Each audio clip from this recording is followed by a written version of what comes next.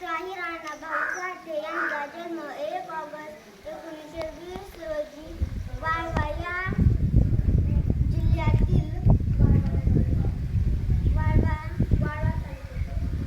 वाळवा तालुक्यातील वाटेगाव या गावी झाला.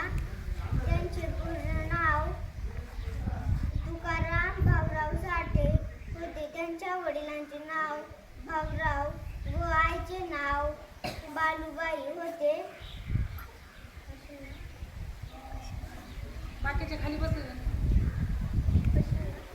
अशा या लोकशाही अण्णाभाऊ साठे यांचा